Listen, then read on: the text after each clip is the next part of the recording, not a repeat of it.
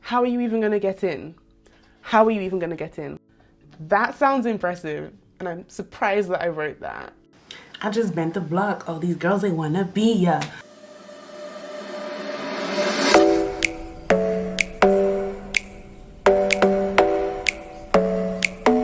Hi wonderful people, it's me Angie. I hope you're having an amazing day wherever you are. As highly requested on my TikTok, a lot of you have been asking how I managed to apply to medicine and engineering and get offers for both. Every time I mention that, people are like, what? This is really weird, like what? So I have decided to get up my engineering personal statement. We're gonna go through it today as well. We're gonna break this video up into different sections. There should be timestamps. Come on, future Angie, don't be lazy.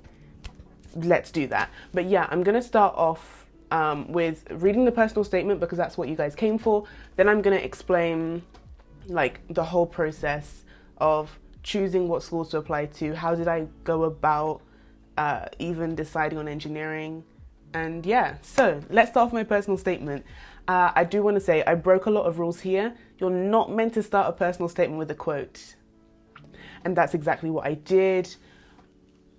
I broke a lot of rules in a lot of things. I think even with my medicine one, like you're not meant to say I wanted to do medicine all my life, but the truth is I decided I wanted to do medicine when I was 7. Like I used to pretend to operate on my sister and my dolls.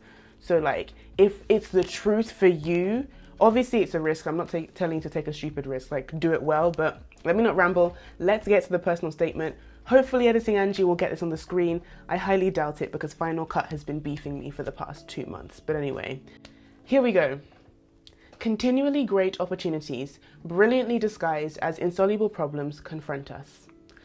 The beauty of engineering is that not only can I study chemistry, but I can also apply it to real-life problems. To me, being an engineer transcends the application of science. Though that is what I love most about the profession, it's a mindset too. An insoluble problem that I saw was the refugee crisis in Calais jungle. On the surface, it had nothing to do with engineering. However, my winning project for the Talent 2030 engineering competition involved an actionable solution to this problem. Reusing LDPE from milk bottles to make houses for refugees is an out-of-the-box idea. In developing my prototype bricks, I had to look at the maths, physics, chemistry, and biology behind this idea. Not every idea comes into fruition, but in asking the right questions and in thoroughly taking all aspects into consideration, even the tiniest aspects, in this case, microplastics, is where the innovation lies. Improving quality of life is intrinsic to chemical engineering, and exploring the impact of Bioglass 45S5 highly illustrated that. As average life expectancy increases, diseases of the elderly increase as well. The biocompatibility of Bioglass 45S5 makes it perfect for bones, tendons, and enamel repair. The slow dissolution products released activate genes to repair bones. This synergy of science and the body shows the intricacy of chemical engineering. Seeing the application of my chemistry knowledge from my textbook excites me the most about pursuing an engineering degree. Through kinetics, I learnt the importance of being thorough and honed my analytical skills. Physical chemistry is maybe more meticulous, and constantly drawing hydrogen bonds and ensuring my curly arrows are in the correct position taught me to pay attention to detail, which is vital in becoming a principled chemical engineer. A-level mathematics helped me to develop my modelling skills and spatial awareness, crucial skills for design and simulation, and biology gave me the opportunity to cement my report writing skills. In my free time, I enjoy self-studying Mandarin. After studying it at GCSE, I wanted to remain current because the culture intrigues me. An invaluable communication skill because multidisciplinary and multicultural collaboration are key to advancing frontiers of chemical engineering. My ambition is to solve problems and tackle challenging situations both on a regional and global scale. My excitement about studying chemical engineering thrives on the intersection of science and maths and the possibility to improve my society through transformational solutions. Wow, I have not read that since I sent it off in October, November, December. I don't know when you send off applications, but wow, that sounds impressive. And I'm surprised that I wrote that.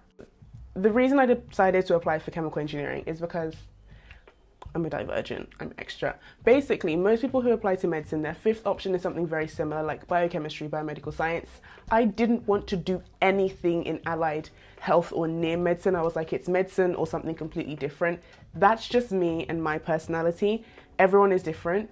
Some people's plan is definitely, yeah, I'm going to go and do post-grad medicine. And if you hear chemical engineering, you don't think post-grad medicine, but I saw that maybe it was serendipity and it wasn't really planned.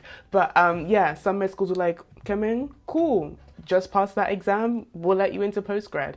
So that was my perspective. You might not want to do something completely different. I did. The idea of doing something like in allied, like near medicine but not medicine, just didn't sound titillating to me. So that's where this came from.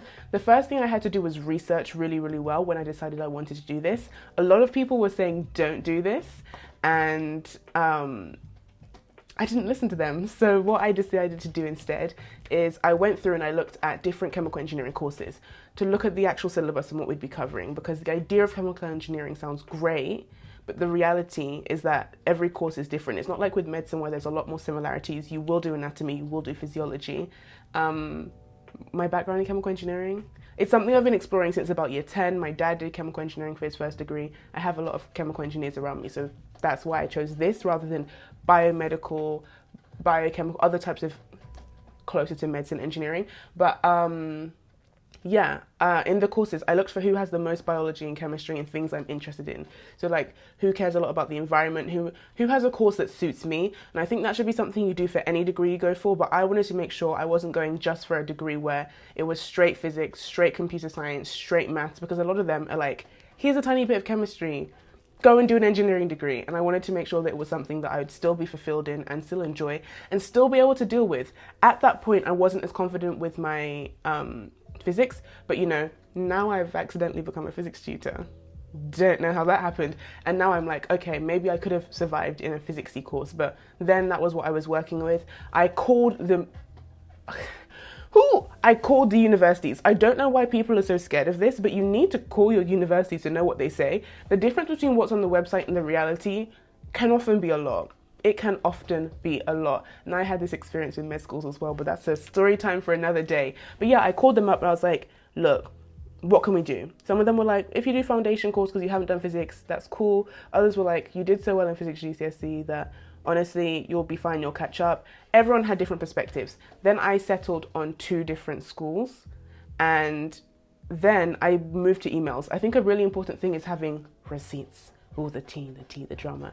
If someone says something on the phone, you can't prove it. On results day, if they say, actually, we're not going to give you an offer because your personal statement is medicine, this is an engineering course, you can't do anything because there's no evidence there. So I made sure very, very intentionally, and this is something I tell everyone no matter what you're doing, if you're doing something that isn't the beaten path and it's a bit different to normal, you better get those receipts. You better get them in emails. And that's how I decided between the 2 schools that I chose on for engineering, because one were being a bit iffy about it and they wouldn't email me to say that they would take a separate personal statement from me, which was suspicious. But the other one were like, of course, my dear, send it to us, we'll attach it to your application, everything's fine, bish bash bosh. They were lovely. They were genuinely lovely. I keep saying how lovely they were because they were really lovely and accommodating. And the thing is, you want to be going for a school that's going to be accommodating, even if the other school has a higher rating or you think it's a better school, XYZ. If they're not going to be accommodating in your application, how are you even going to get in?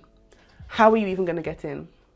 That's the question. So yeah, I did my research, I contacted schools, I made sure I had receipts, then I worked on super-curricular. Luckily for me, a lot of engineering super-curricular things I do for fun. So this is watching lectures, this is reading articles, reading textbooks, watching YouTube videos, doing different things like essays, competitions. You don't have to do everything. It just so happens from like year 7 to year 11, I mostly did competitions in engineering. And even at the time I mentioned bioglass and things like that. I enjoyed reading up on this. But if you notice, they were still quite close to medicine. So I was talking about genes and stuff. I'm thinking epigenetics. Do you understand? I was reading up on that engineering at the same time I was doing that final chapter in A-level biology. So making sure the things aren't too far apart will make it easier for you, but you don't have to make them linked. They can be 2 separate things and you enjoy them. So making sure you have that there. If not, you have no content to talk about in your personal statement. The next thing I did was make sure I got advice. having a lot of counsel around you, getting a lot of advice can be useful. Obviously, I already said most people said don't do it, but the people who were supportive, I said, hey miss, you're a chemistry person. You have a chemistry degree. Can you read this? What do you think? There was less pressure here because, I don't know, I just wrote it quickly and I really liked it. Making sure you redraft it loads is so important. With my medicine one, I did 31 or 32 drafts before I sent it off. I know. But yeah, making sure that you're just really meticulous. There's no typos. You don't want to come across badly, but those are all just general personal statement things. I think my final tip is actually wanting it. Don't apply to engineering and medicine for no reason because your parents said engineering, medicine, or law. Don't apply to it just because you feel like it looks nice, because it sounds nice, because this is hard work. It's not easy. I applied to chemical engineering, I applied to medicine, and I applied to study abroad. Like, it's not an easy thing, and that's not some weird masochistic flex. That's saying if you want it, go for it 100%. Because all the people who said, oh, you can't apply to both, and these are like people who are like, not just like my schoolmates were probably more supportive than other people, but when I was speaking to like adults, and that's not to say that they weren't supportive in general, people were saying, realistically, is this the best thing you can do? Well, it's happened now and it's worked. And I just want to make it very clear that if you put your mind at something and you're strategic, don't just be saying, oh, everything's going to happen. I can do all things. No, you need to have a strategy. I'm rambling now, but I just want to make sure that's very, very clear. If you have any more questions, obviously comment down below. Share this video if you care. As always, smile, subscribe, study hard, slay hard. I will see you Wonderful People again very, very soon. Bye.